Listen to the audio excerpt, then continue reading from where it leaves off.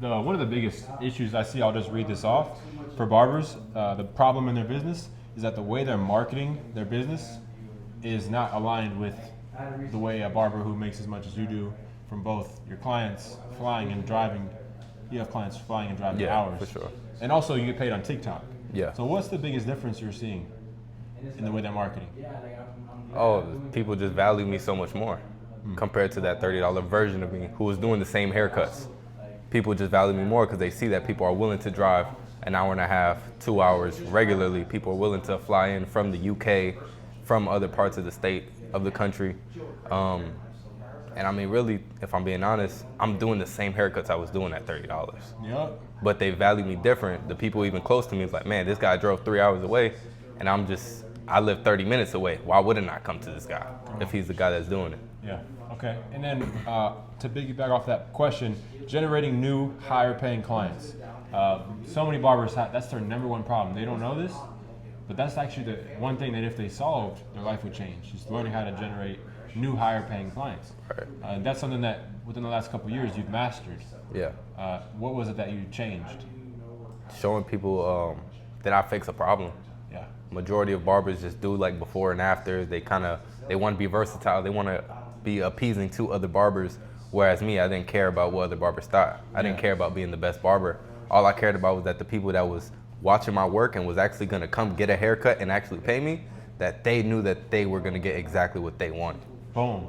So a lot of barbers think that when the client comes in the chair and they're telling you all their hair problems, and then the barber's not listening to what the client said, and they're just in their one-track mind of being a robot. Oh, blurry fade, he'll be good. Yeah. I'll push his line back to wherever it needs to be, whatever. And then the client never comes back. They didn't realize the blurry fade wasn't the problem that they were supposed to solve. It was the what? The volume in the hair, the shape of the hair. Because the fade's going to go away in 3 to 4 days anyway. So what you really have to pay attention to is how is the hair going to grow out. Most barbers don't really care about that. They worry about the fade because amongst barbers, that's what's important. That's what's been important for the past 20 years. That's why for the past 20 years, barbering hasn't been respected as a business. So what, of those hair problems you mentioned, volume of the hair, shape of the hair, for me it was receding corners and then push down beards, patchy beards. So I would, over a few appointments, change their whole image. Kind of like medicine, a doctor would prescribe it. It takes a few months to kick in and then boom, your hair looks different. How do you go about recording those, documenting those, and then marketing those in a way where viewers realize that's your specialty? Well, first of all, I make it obvious that this is the problem that the client has.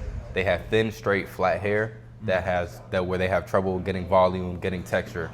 So I do that by combing the hair down, making it look as flat as possible, showing what their hair looks like in its natural state. Yeah. And then I show at the end of the cut a complete transformation between how they came in and how they're leaving based on the problem that they had and the solution that I was able to offer. That's huge. So many people are scared to show the hair problem. They don't want the client to get upset that they're putting it on camera, but if you're solving their problem, they're happy. Yeah. They don't care about the video. Facts. So. And at the end of the day, you're looking to get more clients with that video you make. Yeah. Whether he comes back or not, that's the secret. That's a little different mindset. Offense. Facts. Love it. Let's go. Let's go. Too easy.